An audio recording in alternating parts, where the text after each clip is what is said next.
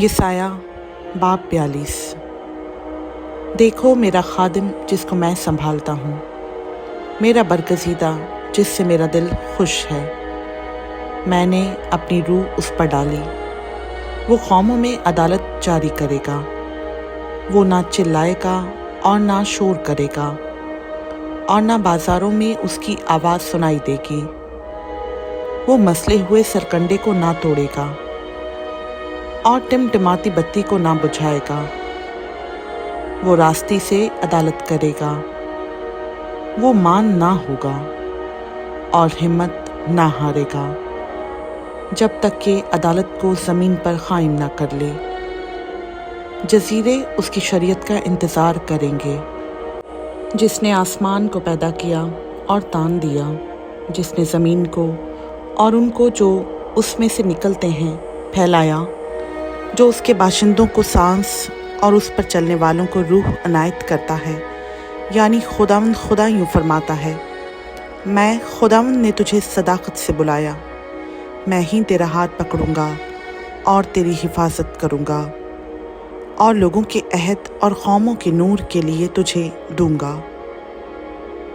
कि तू अंधों की आंखें खोले और असीरों को कैद से निकाले, और उनको जो अंधेरे में बैठे हैं कैद खाना से छुड़ाए। यहोवा मैं हूँ, यही मेरा नाम है। मैं अपना जलाल किसी दूसरे के लिए और अपनी हम्द खोदी हुई मूर्तों के लिए रवा ना रखूँगा।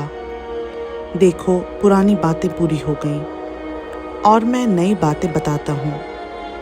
इससे पेशतर के वाक़े हों, मैं तुमसे बयान करता हूँ। ऐ समुंदर पर गुजरने वालों और उसमें बसने वालों, ऐ जजीरों और उनके बाशिंदों, खुदावंद के लिए नया गीत गाओ। ज़मीन पर सर तासिर उसी की सिताइश करो। बियाबान और उसकी बस्तियाँ, खेदार के आबाद गाँव अपनी आवाज़ बुलंद करें। सला के बसने वाले गीत गाएं। पहाड़ों की चोटियों पर से ललकारें, वो खुदावंद का जलाल ज़ाहिर करें और जजीरों में उसकी सनाख्वानी करें। खुदावंद बहादुर की मानंद निकलेगा, वो जंगी मर्द की मानंद अपनी गैरत दिखाएगा। वो नारा मारेगा, हाँ वो ललकारेगा, वो अपने दुश्मनों पर गालिब आएगा।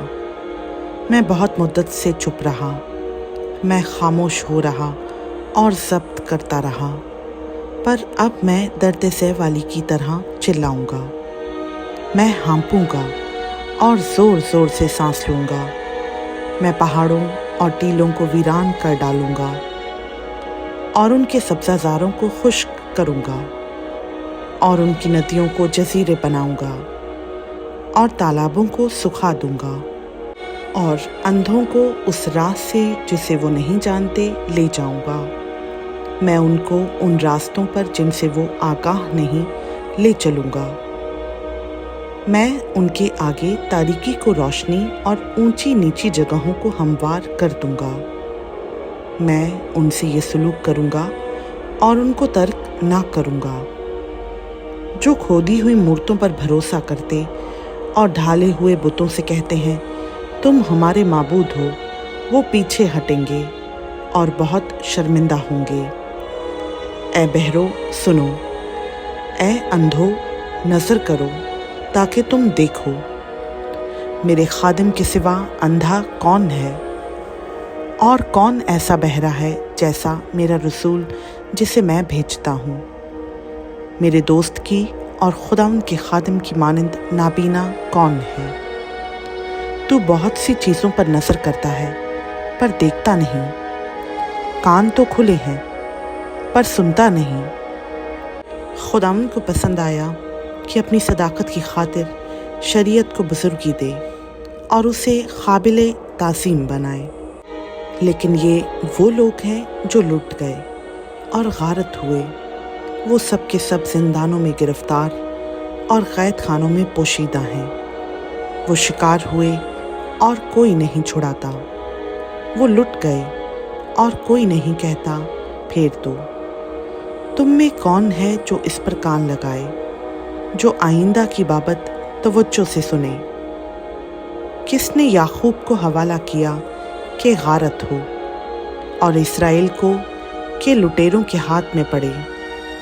क्या खुदावंद ने नहीं, जिसके खिलाफ हमने गुनाह किया, क्योंकि उन्होंने ना चाहा कि उसकी राहों पर चलें और वो उसकी शरीयत के ताबे ना हुए।